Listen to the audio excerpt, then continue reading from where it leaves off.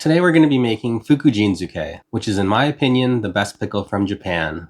It's sweet, salty, slightly tangy, and flavored with shiso, the best tasting herb on the planet. It also happens to be the crunchiest pickle with the best texture as well.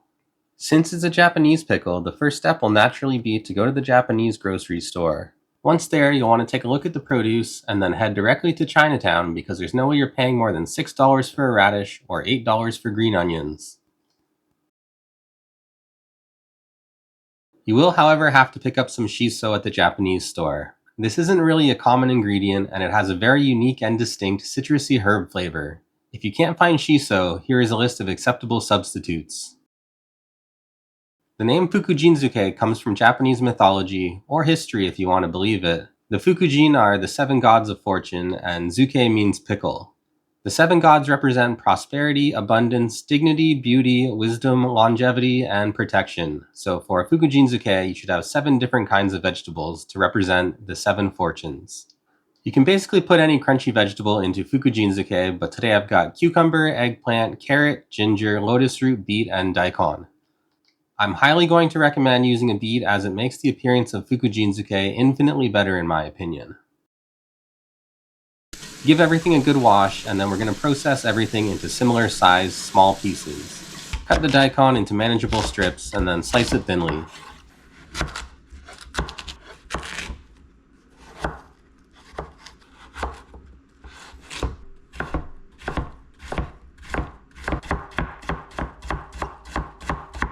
Repeat with all the other vegetables.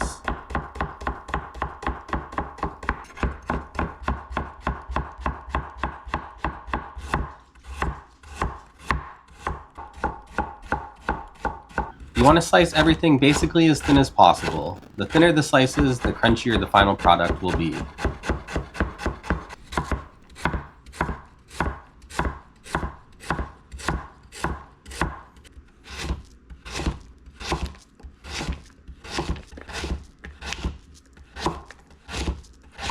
Put all the chopped vegetables into a larger container and add 4 tablespoons of salt. The amount isn't very important, you just need to add some to draw the water out from the vegetables. We're going to wash the salt away later anyways. Mix it up and set it aside while you prepare the brine.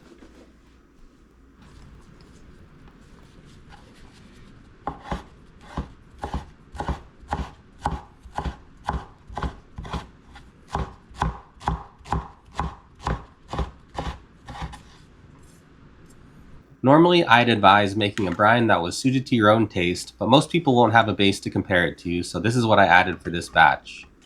400 grams of soy sauce, 300 grams of mirin, 300 grams of white vinegar, 100 grams of white sugar, 200 grams of brown sugar, a couple pieces of kombu, and a sprinkle of MSG. I think this is a good starting recipe, but you can definitely make adjustments when you decide to make it again. Bring the mixture to a boil and then take it off the heat immediately. Keep a close eye on it, however, it can boil over if unattended. By now the salt should have drawn out a lot of the moisture from the vegetables. Give everything a good rinse to wash away the excess salt. Then just start wringing as much water out of the vegetable mix as you can, 1 handful at a time. The harder you squeeze, the more water you remove, and the crunchier your Fukujinzuke will be. So just take your time and do your best to squeeze the maximum water out.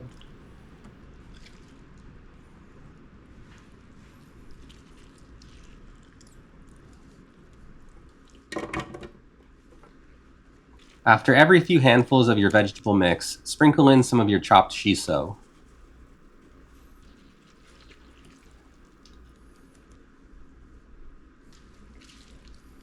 Once finished, pour your hot brine into the container and leave it to cool.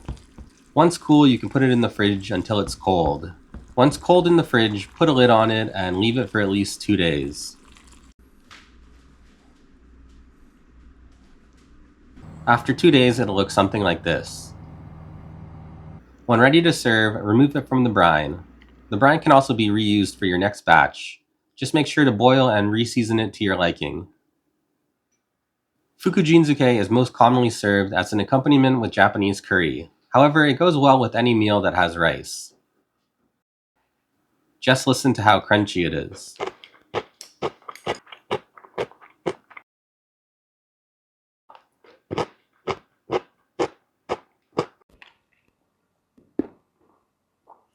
I hope you give this Fukujinzuke recipe a try for yourself. It's a very simple one that's definitely worth the time and effort.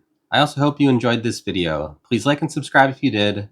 Thank you very much for watching, and I'll see you for the next recipe video.